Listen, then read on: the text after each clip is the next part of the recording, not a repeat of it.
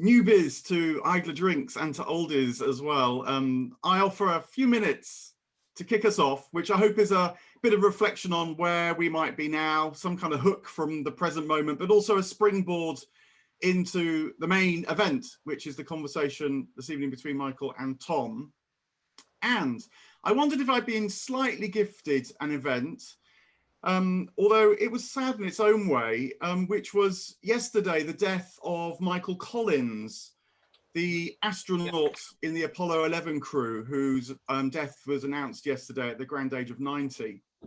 And it led me last night actually to watch a wonderful documentary on the telly called In the Shadow of the Moon, which was about the Apollo missions, and in particular had a nice section about the effect of those journeys on the astronauts. And Michael Collins was the one who stayed in the capsule when Buzz Aldrin and Neil Armstrong actually landed on the moon. And of course, they asked him about that in the program. And he comes across as a very humble man, actually. But he did say he had his moment. He said that there was a time when he was circling the moon and Armstrong and Aldrin were on the surface. And on the dark side of the moon, he could turn one way and think all of humanity's over there, and then turn the other way and say the rest of the cosmos is over there. And in his own way, he said that is a very remarkable experience, and I've no doubt about it. And he talked about how it had given him a kind of equanimity, which he tried to practice in life. And also he did think that some of the squabbles which we human beings get up to can sometimes be a bit overblown. And so it just sort of set me thinking about travel. Of course, I was thinking partly of Michael's work, or part of it, this evening, and how it can be quite a profound experience. And in fact, you know, many of the astronauts who went to the moon did have profound experiences, from religious conversions to breakdowns, a kind of, you know, the reverse, if you like, but also ecstatic experiences of one sort or another. And I was quite glad, really, because to go all that way and for it just to be like a day in the office would be a bit disappointing. But there's a link to philosophy as well, because you might say that this was going to the moon is a literal version of an experience which has a very long tradition. And it's sometimes known as having a dream of Scipio, after Cicero's version of it. He talks about the Roman general Scipio Africanus, who was said to have had a kind of out-of-body experience where he rose through the 9 heavens into the sphere of the fixed stars and looked back down upon the earth and kind of saw it all in its evil as well as its good, but somehow saw that the good was more than any bad and terrible things that happened. And it reflects something that many of the astronauts said, that they would look back down. There was something about the very fragility of the earth floating in the blackness of the space that meant they saw it all, but yet could see that it was beautiful in that great kind of wide, expansive view. And I think that must be why it's a religious experience, because to be able to see the good and the bad and yet see that somehow the good prevails, or see the hatred and the love and yet know that the love can survive the hate, is something that people have seen through these NDEs, these out-of-body experiences. And in fact, some philosophy schools like the Stoics said that it was something to practice, actually, to kind of imagine yourself rising above your everyday life, and to notice how the more you rise, your experience of life changes. You know, you might say that when you're right up close to someone, you tend to have a visceral experience, whether you love them or hate them, want to hold them or are repelled from them. And when you have just a bit of space in between you, it's as if it goes sort of to your heart, you might say, and then you're able to have more developed feelings about them. And then when there's a bit more space, maybe as it were, you're looking across the room or into a window where they are, you're able to contemplate and understand things a bit more. Space enables a kind of mind perception. You might say you then rise a little bit further and you feel the soul that they're in, which isn't just them, but their surroundings, you know, other people in their lives, maybe nature. Maybe that's one of the reasons why we like nature programs, is that we see individuals, but their life pulsating within the life of the whole. And then eventually you can even rise in your imagination to the stars And then you have almost a kind of divine view, a subspecie eternitatis, where something makes sense in a different way too. Perhaps, you can say yes to the whole of life in such a moment, with its difficulty as well as with what's good. So I wonder, is this part of the appeal of travel? Maybe we'll hear a bit more about that directly from someone who has made some of these journeys literally as well. But it felt timely for me anyway now. We're living in times which are difficult. There's a lot of animosity in the air. There's a lot of intractable problems around too, it seems. So maybe Michael Collins' death has something to offer us in this moment when you think about rising and looking from afar, getting different perspectives on life, and how that genuinely opens different experiences of life up too, which are worth trying to bring into everyday life, integrate into the here and now. So Tom, I'll hand over to you. I wonder what you make of that. I hope it does provide a bit of a springboard into your conversation now with Michael, who has brought many different perspectives to us over a tremendous career. Well, you have, Michael, haven't you? Are you there? You brought tremendous perspectives. Yes, I'm here. Well, I suppose I have, really. There's a kind of certain selfishness about travel. I think I see lots of things that have sort of affected my own life. It's sometimes quite difficult to make a sort of general statement of what I've seen and what I've felt. Well, on the shows that you've done that have come out quite recently, which are looking back on your travels, I think you did make a point which really reminded me of what Mark's just been talking about, the sort of philosophical nature of travel. And in fact, there's something quite Dante-esque about your three journeys, and you were in middle age when you started the first one, the Round the World in 80 Days. Yes. I don't know whether you were in a particularly dark place or dark wood at the time. We can come back to that before you started. But certainly, you say it does sort of do something that the Stoics wanted you to do, which was to look down on the world and, in a way, let go of the ego. Would that be true to say? Well, letting go of the ego is quite important, actually, in the travels that I did, because when I began Around the World in 80 Days back in I think 1988, we filmed it. We set off from London and we went on the train to Venice and the Orient Express, and then on around the world. And certainly for the first two programs, I didn't really know what I was supposed to be presenting in myself. Was I supposed to be an actor playing, Phileas Fogg? Was I supposed to be someone doing a sort of old English buffer abroad? Was I supposed to be a reporter doing sort of serious interviews with Turkish diplomats or whatever? And none of these worked at all until we took the Dow journey from Dubai to Mumbai. And that journey was had not been planned. It couldn't really have been planned at all. We didn't expect to be on that particular dhow. We had a dhow hired, but this one was from a different port because time had run out. We were a lot of people who didn't speak English at all. They had no idea that they were going to be taking an English film crew with them on the 7 or 8 day journey, which is a long journey. And it was during that journey that I realized that I completely forgot about my own self-consciousness. And I just worked with the people on the boat, and we got to know these people who lived a completely different life from our own. They were Gujarati fishermen. They had very little money.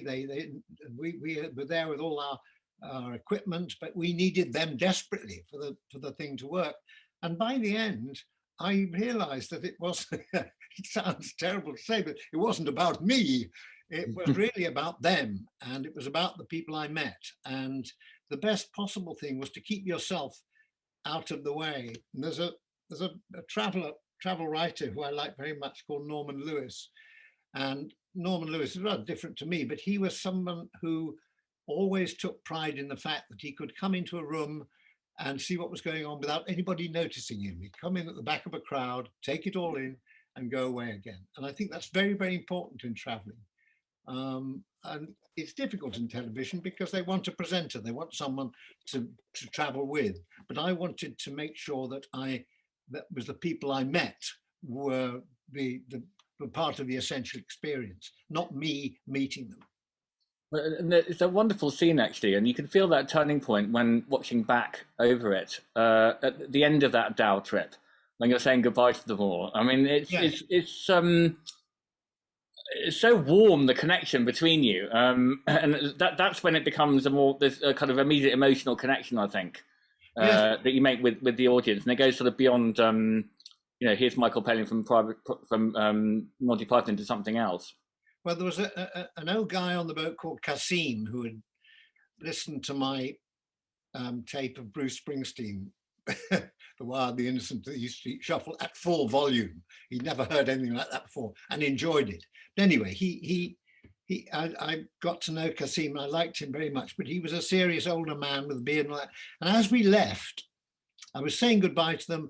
I think I kind of shook hands or just made a gesture, and Kasim just grabbed me and hugged me. And it was that was one of the most moving moments of all my travels. This old guy, because no one we didn't hug each other. They were sort of Muslim fishermen. We were sort of, derelicts from London and all that. So that wasn't part of the relationship. So the fact that he broke that through and just gave me a hug. And I felt, well, that's what's so wonderful about travel. You have little encounters like that, tiny moments that are so much more interesting than, a sort of half hour going around a temple or something like that and showing all the architectural features. Not that that's not a good thing to do, but it wasn't what I wanted to do. And so you had to allow yourself, in a way, that sort of mix between planning it and knowing what you're going to do and having a sort of a structure, but also allowing yourself to go with the flow and let things happen. Yes, and that was something we had to work out, because there are ways and ways of doing it. The different directors want different things, and some want you to be a reporter in a way, and to do pieces to camera which have to be written and have to be saying exactly what's happening at this point. We're on the Amazon River. This is where it divides. There's 3 countries. There's Colombia, there's Peru, and there's Brazil, and we're going to go up to Colombia. And you've got to know what you're talking about there. But I've always felt slightly restricted by those moments. I felt, well, what is best is to find out where we are from someone who's there, someone in a boat, someone you meet, a customs man even, so you actually don't have to make the statement yourself. You have to get them to talk to you about where they are, how they love their country, what they get out of it, the pride they have in their job, and all that sort of thing. Always get them to try and tell the story. And one other thing was, meals were very, very good indeed. And we had a meal with a girl I think it was in Vietnam, a very serious girl, and she sort of loosened up when we were eating together, and came out with a wonderful line about, I said, what do you think of English? She said, oh, Englishmen are very preserved. Very preserved, absolutely, little jam jar, Englishman, preserved for many years. Now, you're in your lovely study now, and it's been a year of lockdown. And I did want to mention that out of all your achievements, which is being knighted, traveling around the world many times, Deirdre, thank you, and being part of probably the greatest comic troupe of the 20th century, and then going on to star in Hollywood movies, and doing the most successful travel show ever. Please. But the height of your accomplishments so far has been to, I don't quite know how you managed to do this, but it's tough, to become a columnist at the Idler. Ah, yes. Well, this, as you rightly say, is the top rung of the ladder. And I'm very glad to have been able to help do what I can and to be tolerated by the editor and the staff there, because I can write about just about what I want in the Idler, and usually it's rambling material, which is it's rather like Python, really. It's kind of imaginative and surreal, and as far as I know, you're very generous. You've never made more than cutting the odd line. I wouldn't say generous with the fee, but then one doesn't do it for the fee. That's not why you work for the Idler. But it's thank you very much. I enjoy doing those sort of things. I've been a columnist every now and then. I remember right back at Oxford University, and I found it quite a difficult thing to do. I really admire good columnists who can write something every day, and they're absolutely perceptive. They know what they're talking about, know what's going on in the world. I never can really. I sit down and my mind immediately goes off in strange directions, rather like traveling really. And I think those strange directions are probably what motivates my writing. Well, the strange directions in the not the last one, but the one before, which was called Michael Palin Tries to Take It Easy and Fails. Do you remember about a year ago, at the beginning of lockdown? Yeah. And viewers, I I opened up the Guardian, or not opened it up, saw it online, and it said Michael Palin rescued from house fire. Yeah. Oh, that's how awful! What's happening? And then I sort of read on and realised that a surreal skit. Yeah, you had written, Michael, in the Idler had been sort of reproduced around the world's press as if it was true. That was quite wonderful, because it was all about a chapter accidents that happened when you tried to take it easy. It was just after I had my open heart surgery, and you know, everything goes wrong, and you can't quite move quite fast enough in the kitchen to stop the newspaper you've just put down catching fire. And then at the end, I said the house caught fire, and a 90-year-old man who just had a quadruple heart bypass pulled me out of the fire through the window and brought me back to life again. And you know, this was it quite picked up by one of the papers. Michael Palin rescued by a 90-year-old heart. It was in all the papers. It was in the Guardian. It was in the Daily Mail. It was because the Press Association picked it up, and it was on sort of Microsoft News, and it says, you know, Python star rescued from blaze by 90-year-old neighbour who pulled him through a window. Yeah. Well, things like that, you know, they catch fire, as it were. But I was surprised at the Guardian being quite as gullible. But there you go, just shows. But the column in the Idler is not too onerous, is it? I think you do 2 a year. Well, I always felt there wasn't a regular sort of dose of them I had to do. I could do them as and when you asked and when I wanted to do them. So that's what's rather nice about them. Yeah, I don't do too many. And hopefully we'll do some more in the future when we both feel like it. I always feel that's the way it is, which is the Idler philosophy. That's how it should be, really. One shouldn't be forced to do things. No, but we do need some sort of routine. I want to ask you about that too, because one of the things that comes across when reviewing your life and work is this wonderful thing you have about keeping a diary. And you've been keeping a diary since probably the 60s, and I guess 59. I mean, I so admire the discipline of it. And you say it's such an enhancement, everyone should do it. How do you do it? What sort of notebooks? What's the actual physical process? What are your tips? What sort of notebooks? What time do you sit down to do it, with a pen or a typewriter, or what? I do it with a pen. It's a handwritten diary. I write it in the morning, usually about 9 o'clock before I start work, because in the evening either you're doing things or you've had too much to drink and your handwriting is indecipherable. So in the morning it can be a little bit neater and tidier, and also it gives you that gap of about 8 or 9 or 10 hours between writing it and what you've done. So it gives you a slight overview.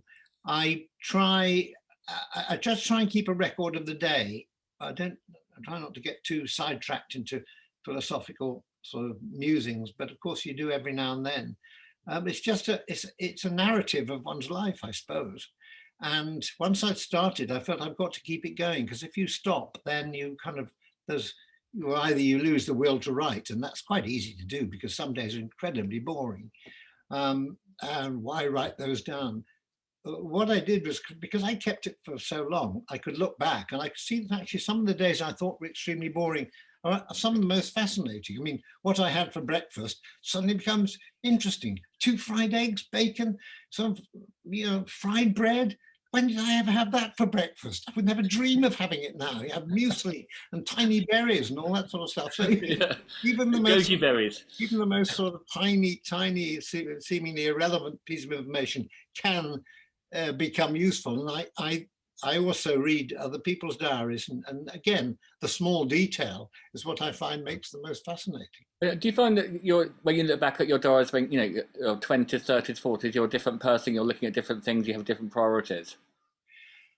I actually, rather the opposite. I feel I'm the same person, which is terribly disappointing, because you think, surely you've learned, you've grown out of that, you've become something else, you've become a wiser, sort of better man. And you haven't really. You're basically moved by the same instincts, the same feelings. I suppose as I've got older, the problem with the diaries, which I'm editing now, I'm editing a 4th set of diaries, is that I've done an awful lot. So it tends to become a little bit repetitive. And when you're reading back on your diaries, you think, oh God, here I go again, not another book launch or whatever. This is just, I've got to get something fresh into the diaries. Well, that leads me to, good. That leads me to something else, because when reading your diaries, it's what's nice to see is that you are pretty busy, or you're at least very sociable. You're always off to a book launch or an opening. You're going for walks. You're in town. You still live in London. This is another great idler topic that we've had since I first interviewed you.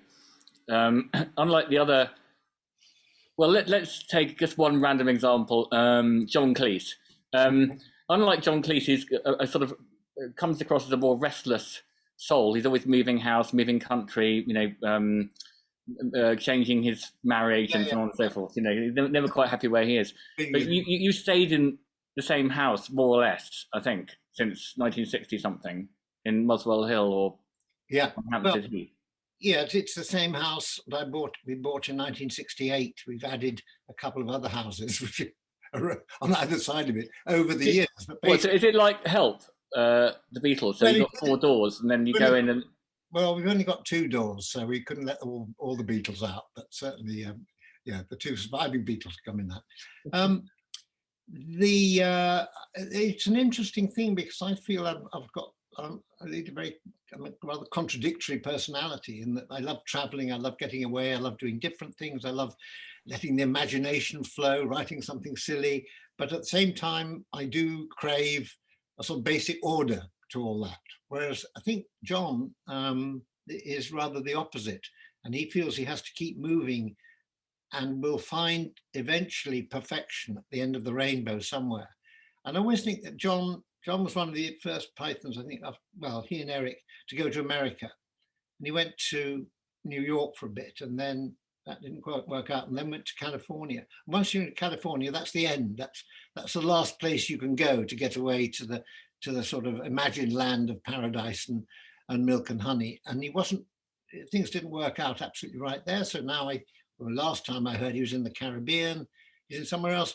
And I've never believed in the idea of absolute perfection. You don't find that. You can, what you find is how you yourself deal with life and the opportunities it offers. And I find if I have a base, then it's much easier to go from that base and be able to come back to it. And unfortunately, I have a wife who's not really interested in traveling and doesn't feel jealous about my travels. And that's a wonderful thing, really, because she's always been very tolerant of my going away, and she runs the house when I am away, and it all works much better when I am away, I have to say. But anyway, so did your children miss you when you were going away for long periods, or how old were they when you were? Well, I suppose around the 80 days, that would be 88. So our oldest son was 20, and the other one was 18. I thought for Rachel, I feel she missed us more because she was only about 15 then. 14, 15, and it was school and whether she should go to university and kind of decisions like that. And I wasn't around to perhaps put in my sixpenny worth. So I feel she suffered a bit, but she seems to be she seems to be fine now. Well, how old are they now, your kids? Well, Tom must be 52 or 3, I think. Will's 50. Rachel's 46. Yeah.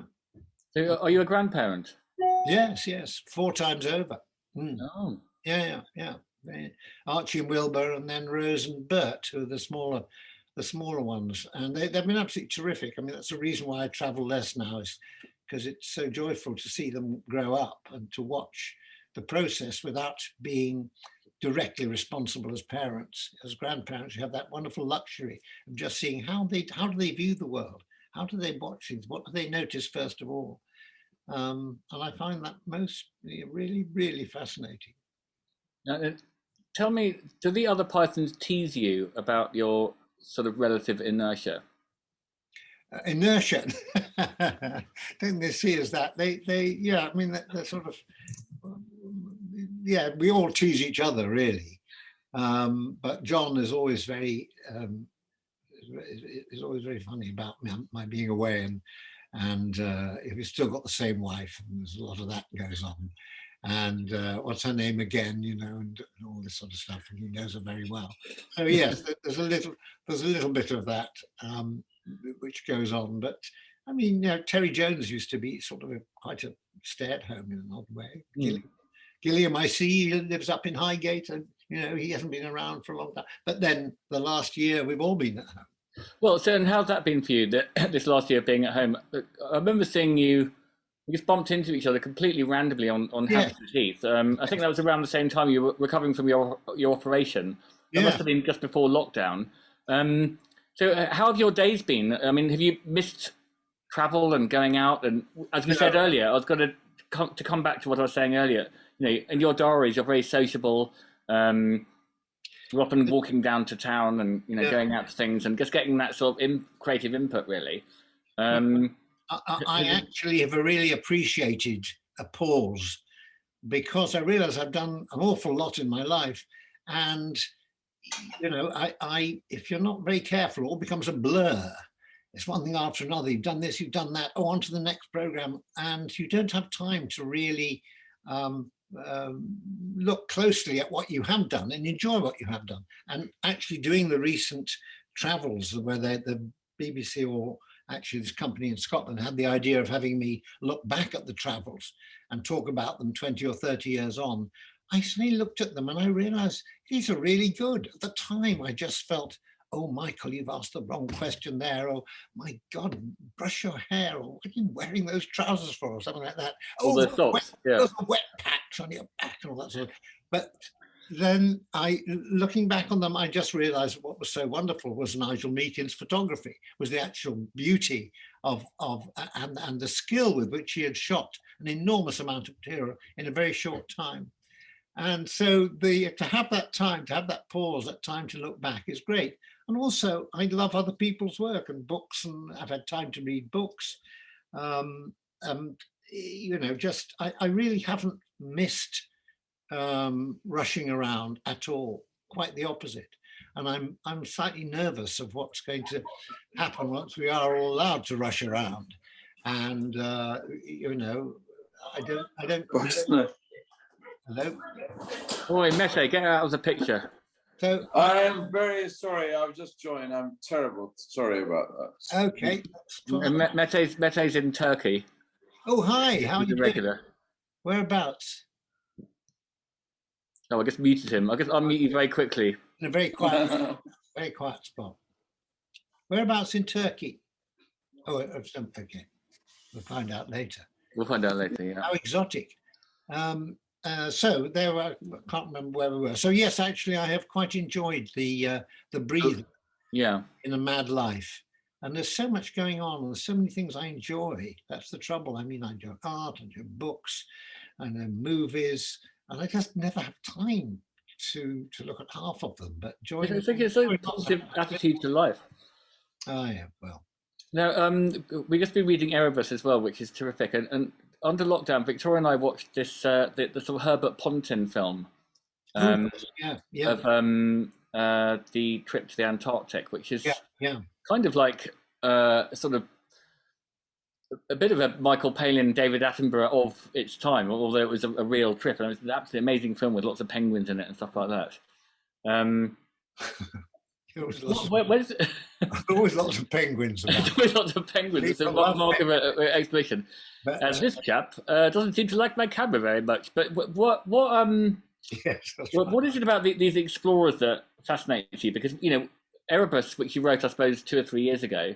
Yeah. When you are given a year or two off from other stuff, you know, you say, okay, I'd like to write a book. This is the book I want to write. And you chose to write a book about these. John Franklin. He was a bit of a bit of a capture notes type, you know, Scott of the Antarctic, and mixes, you know, the good and possibly some of the bad of Victorian attitudes. What interested me was, I wasn't going to do Erebus particularly. I was preparing a talk for a club I belonged to in London called the Athenaeum, and the idea was find someone who was a member of the club and talk about it for an hour. And I chose Joseph Hooker, the great botanist who ran Kew Gardens and lived for 80 or 90 years. And I started reading about Hooker's life and found that at the age of 21, he got the job of assistant surgeon on a ship that was going down to the Antarctic for 4 years. And the ship was called the Erebus. And I'd never heard of this. And I felt I'm a historian. I've read history at university, I've read history at school, I've read lots of history books. I'm particularly interested in the sea, read all the Patrick O'Brien stories and all that sort of thing. Why have I never heard of HMS Erebus? So it was the ship really itself that caught my imagination. And I thought, I've got to find out more about where this ship went. And of course, one found that it had eventually ended up in the Arctic on the Franklin expedition, and that was the end. That was the end. It disappeared off the face of the earth until 2014. But it was really about this little ship, and it was so small, and it had sort of 60 people on board. It was entirely sail driven, and yet it went down to a part of the world that no one had ever seen before. And I think one could say that there were no sort of native indigenous people to be displaced down in Antarctica. These people were actually seeing, a bit like Mark was talking about Michael Collins on The Dark Side of the Moon, saying, I feel completely alone. It's just me and the darkness. These people, I couldn't understand why, how 60 people like that could go to somewhere they didn't know what was going to happen in the next mile, the next 10 miles. There were huge icebergs, there were glaciers, things that no one had ever seen before. And it was really then it became a human story about how does the human mind, how do they deal with what they're seeing for the very first time. And actually, when you look at it, all they want to do is make a pub out of the ice and have a few drinks and dress up and do sort of silly Shakespeare. But that also tells you something about human nature, I think. Well, there's that lovely scene in the Pontin where they're doing sort of hornpipes on board and so on. Yes, they're all very, I mean, they were a very jolly bunch, and with Erebus, I mean, it spent 4 years going around made three trips down to Antarctica. How on earth did they survive? How were they motivated to survive? There must have been something that was done right. I think probably their captain, James Clark Ross, was a very charismatic man, but it was also, they showed no fear. And in totally uncharted waters, nearly crushed by 2 great icebergs at one moment. So they didn't seem to know fear. And that's what comes across in the Pontin film. That they this sort of like cheerfulness that runs through it, and when they're just about to die often. Yeah, but I think that says something about why people do those journeys, and it's kind of interesting from the idler point of view, because I think you've said in a recent piece you wrote that you just like to stay at home. Why do people want to go off and travel? It seems absolutely the opposite of idling, but I don't think it is. I think it's all about sort of going somewhere where there is a structure, but it's only involves a very few people. It's taking you away from the humdrum, the ordinary, the everyday, the expected, the conformist world. And for that, you'll do anything. You'll take the most ridiculous risks with your life and your health, because somehow it's breaking away from conformity. And I think, that's the sort of idler philosophy in a way, that one doesn't want to just do the expected. One is looking for the unexpected, and one is looking for shock, and one is looking for challenge. And that's what these people got from it, amazingly. And they probably also get those moments of crew introspection, and that comes across in Around the World in 80 Days as well. There are these moments when you're just sort of really calm and peaceful and reflective, and you have time to stare out of the window. Yeah. Now, there are moments which just seem incomprehensible now. I mean, like walking with the camels in the Tenere Desert, which is right in the heart of the Sahara. And we were going to travel from one place where we were filming back to the next location. And there were Land Rovers for the crew. And I said, no, I want to walk with the camel train, just like the other guy, the Tuareg who were with me. And so I walked along. I thought this would be fine. It was very, very hot, but it was there was very clear air and all that. It wasn't oppressive. And I suddenly realized that these camels, moving terribly slowly, were moving faster than I was all the time. They were gradually, one overtook me, then another overtook me, then another overtook me. And suddenly I was at the absolute end of this camel train. I realized I couldn't walk any further, couldn't walk any faster. And I needed some help. And I had to sort of shout, oh, Abdul, I'm back here and all that. And for a moment, that was one of those things where you did feel, again, you're totally alone. And no one was actually, anything could happen to you at that moment and no one would know. I think that's it. And have you had some of those moments that Mark was talking about at the beginning, the Michael Collins moments, where you feel some sort of, I don't know, a religious experience or a connection, or perhaps when something's just about to go really wrong, or you can't see a way out of it, and you feel something divine or cosmic or Dante-esque? I wish I could say I had, but I don't think I have really. I've been in some situations which have been very, very difficult and quite dangerous. And my mind becomes very pragmatic. Now, how are we going to get through this? What are we going to do? Where's the sea and where's our plane and how much distance is there between us? And is that storm coming towards us? Is the lightning going to hit us? Something like that. The moments of sort of more cosmic moments tend to be odd times when I remember my mother, my parents retired to Southwold in Suffolk, and my father died 10 years or so before my mother.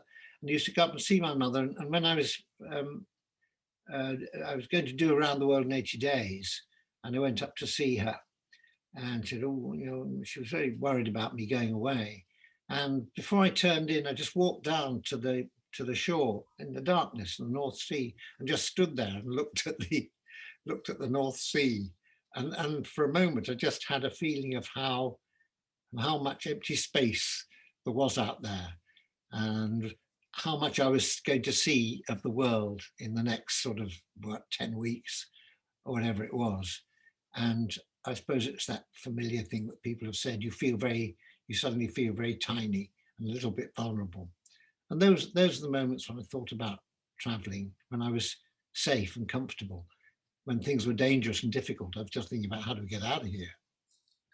Now, what are you working on now? Before we go to questions, which we will in half a minute or so, what's up next? Well, partly because of the pandemic, a lot of travel that I was going to do has been cancelled. But I've been working on a book about my great uncle Harry, Harry Palin, who died on the Somme and had an extraordinary life. He was sort of born into a quite successful, ambitious, late Victorian family, and seemed to have no success or particular ambition himself. He was he was the youngest child. Things didn't quite work out. He didn't go to university like his accomplished brother and all that. He ended up going to India to work on the railways, and that didn't work out. So he was given a job in the tea plantations, and people liked him to start with, and then said, no, this man's rather not what we want at all. He ends up going to New Zealand to become a farmer.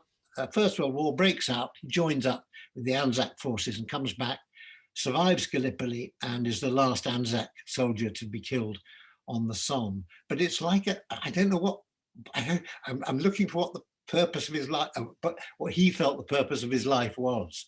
Was he just a dropout? Was he somebody, who just resented the conformist world the values of the world he was born into? But he certainly didn't settle to anything, and tragically, died probably I don't know. I'm just trying to work out whether that was a good thing for him that he died when he did, or whether he would have had a wonderful life if he carried on. So, Harry will one day hopefully be on the book stands. The Tale of Harry Palin.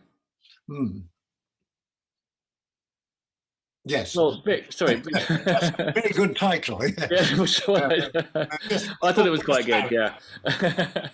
That's what I'm mainly doing. That sounds good. And just before we go to questions, very quickly, can I just ask? I find it really interesting. How many hours do you work each day? I mean, do you have a routine? Do you sit down at the desk, have lunch, have a nap, go for a walk? I mean, you know, it's fascinating to read about productive people, Dickens, you know, how he worked. What's the typical working day for you? Very boringly, I tend to if I get to the desk, my desk where I'm sitting now, by 9 o'clock, that's my aim. And I usually, it tips over occasionally to about 5 or 10 minutes or whatever. And then I work through in the morning with lots of interruptions from people, usually delivering things or plumbers who've come to sort of fix some leak or whatever. Work through to 1. I do like to have lunch. I like the lunch break. I listen to the radio, papers, and then work as much as I can in the afternoon. But I've fragmented it a lot more since the pandemic and since my operation, really. I felt I don't want to be quite so rigid. And if I want to just spend the morning writing and the afternoon reading someone else's book or looking at a documentary or something like that, I will, and not feel guilty about it. But I'm, yay! You know, yeah. It's just, you've made. I mean, it sounds like you've made some really serious strides towards being idle over the last year. So well done. No, I've been idle for a long time, honestly. I could go right back to when I first started writing and working, and idleness was it wasn't idleness, because I think that idleness doesn't mean not doing anything. It means not doing what you're expected to do. Yeah. I'm sorry, Rick, there must be loads of questions. I know I've gone on too long as usual, so please let's open out to audience questions and get as many in as possible. We're going to start with Rowan. Rowan, will you ask your question? Yeah, hello. I'm Hello. Rowan.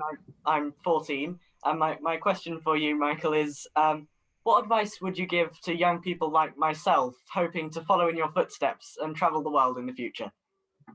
Well, I would say, first of all, Rowan, you know, don't do what I do exactly. Find out what you want to do and what you're really good at. That's the important thing, you know, because we've all got different talents and different skills. I mean, if you enjoy, well, put it this way. I feel I'm very fortunate to live this life and to have so many opportunities and so many things to do, so many people to meet and all that. That's quite important, you know, not to pin anything down too early on. Talk to people, meet people. Yes, your dad nodding away there. You know, talk to him every now and then. You know, so you might have something. No, okay, don't talk to him.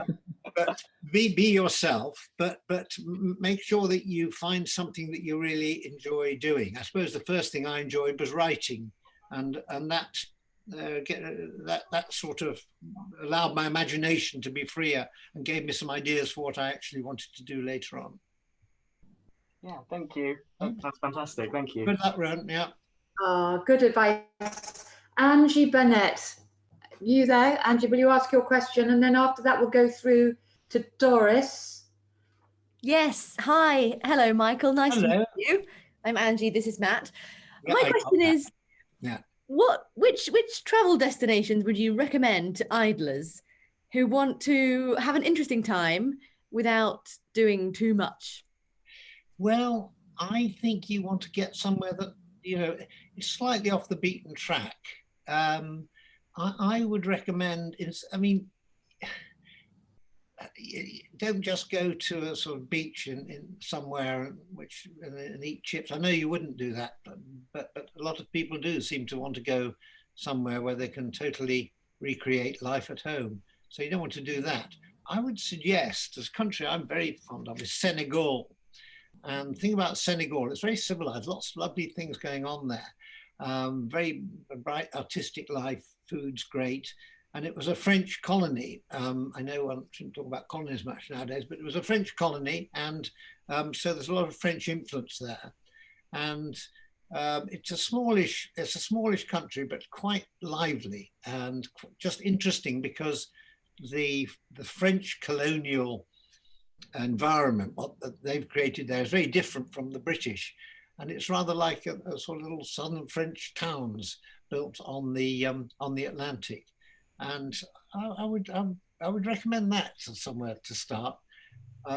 Apart from that, there's countries I'd love to go to and haven't been to are in the Caucasus, and that's Georgia and Armenia. I think they're long traditions, fine mountains, wonderful walks. I would say those are interesting places to go. You wouldn't have to work too hard, just go and enjoy them. Thank you very much. We shall be adding those to our list. Yeah, Dakar, Senegal, really. Hotel de France Saint-Louis, which is further up the coast. Very good indeed. Thank you. There you go. Actually, our son's been to Senegal. Oh. Yeah, good tip. And liked it? Yeah, well, yeah, that's a whole story. He was staying with families there. Yeah, I think it was quite an experience. Beautiful. Okay. Doris, are you there? And then we'll go to Akila. Hi, Michael. It's good to see you again, although you wouldn't know that we met. I saw you in Chicago when you were on a book launch. You remember speaking at the Harold Washington Library in the Louvre? Yes, I do. Yes, I can't remember what journey I was speaking about then. Was it one of the journeys? Probably, but yeah, it's okay. I think I'm as old as you, so I don't remember either. No. Anyway, my question today, as a lifelong traveler that you are, would you say that the wisdom and the pleasure and everything else that you get out of travel is because you can, at the end of the journey, you could go home? What about if somebody gets rid of everything and just travel forever? I mean, never having a home to go back to. Yeah, I mean, I wouldn't do that. I wouldn't like that. You're right. To me, going home, it was very, very important. It's almost the best bit of the journey, because, I think if you're comfortable and at ease and fulfilled with where you live at home, that's very, very important. If you want to turn your back on all that, that's fine. That's fair enough. I think that I see travel as, a journey as part of life generally. And there's so many other things as well, and so many things that I feel I can enjoy at home because I'm English. I was born and brought up in England. So I will never know any other country quite the way I know England, and, my family and all that. So I need home. So travel is never part of the experience. Travel is wonderful because it makes you appreciate home more. Home makes you appreciate travel. I don't want to get away from it all, particularly, because I love it all. Okay. There you go. Quickly want to, we'll ask Darcy to ask the next. Oh, after Akila, we'll go to Darcy. But Julian Lee can't unmute, but he asked an interesting question. What motivated you, Michael, to go into comedy? You were a historian and a great success at that at Oxford. What was the lure to comedy? Well, I mean, I was into comedy long before I was a historian. I mean, from very early on, I can remember finding life at school, the way teachers sort of talked, the way they moved, just seeing friends, going out shopping, whatever. I would find many moments that made me laugh. Human behavior, I thought, was rather wonderful. And I had a friend who laughed a lot, which helps. And so I was very mischievous, kind of I laughed quite easily when I was young. And, that in a way helped me to get through the rather sort of strict, boring school life I had. And I always found that humor was a way of making friends and also of making the right sort of friends. I think if someone I could share my humor with and they responded to it, then that was a great way of making friends. So it was there. Everything was there before I went to school long before I went to university. And I think it's no surprise really that the sort of people I met at university and became friends with were people like Terry Jones, and others like Robert Hewison, who were also interested in comedy. I think I'm going to get Darcy to ask her question because that follows on. Akila, sorry to hold you, but Darcy's question is relevant to that. Hi, yeah. Darcy Hello. and I both study history. We studied history at UCL as well. And we both were trying to write quite a lot of comedy. We do sketch comedy and stuff. And we wondered if you had any advice for any young people trying to get into comedy at the moment. I know obviously the world's very different now, but yeah. Yeah, well, I mean, if things are funny, things that you find things funny, that's great. I think it's quite important to have we obviously, you're a partnership. I mean, you do comedy together. Yeah. We met at uni. I would say that's the first thing. It's very important, I felt, to have someone who I could bounce ideas off and all that. Yeah. And, laughter is just best shared, isn't it? I mean, you go to a film or something like that, and there's something happening on the screen, and you turn to the person next to you, you don't know them at all, but you're laughing together with them. So humor brings people together like that. So it really, you've got to work out what you find funny about the world today. I mean, you may not want to be specifically satirical or anything like that. You may be just interested, like Vic and Bob or someone like that, doing the more surreal stuff, which is actually what I like. In just being silly, and just being silly. Don't mean much, but are all about, they actually say a lot about life quietly, but in a silly way. Yeah. Don't worry about being silly. Yeah, being silly for no reason is the best. W.H. Auden was very keen on silliness. Yeah. He was a bundle of laughs, but so, I mean, if you look as though you enjoy life and you smile a lot and smile very easily, that helps. There we are. We smile a lot when we're talking to Michael Palin. Yeah. I know. I'm a figure of comic fun. Yes. I should continue to work on that. Anyway, very good luck to you both. Very nice to see you, and good luck. Thank you. Thanks for being an inspiration. Good luck, girls. I'm glad I've had a use. Yeah. Thank you. Thanks, girls. Akila, will you ask your question? Yes, I probably pronounced it wrong. Akila is my partner. My name is Bertie. We are talking to you from South India, like in a small place called Bangalore. Fantastic. Great to see you. Yeah. And well, you must be, I mean, we are through unprecedented times, and you have given us a lot of things to laugh about and things to distract us from what's going on around us. So my question is, when you are feeling down and out, what is your comedic relief? Who do you or what do you turn to for comic relief? Well, I mean, I find it in life generally, really. It doesn't have to be, I don't have to look for a comedian. I just have to listen to Boris Johnson or something like that, think, well, the bloody hell are we, So there are things that just make me laugh because they're so kind of ridiculous, really. And I think sort of, if I'm going for specific people who make me laugh, I would say sort of Steve Coogan, Vic and Bob, some of the Fast Show lot. There are a lot of people, but I tend to like characters.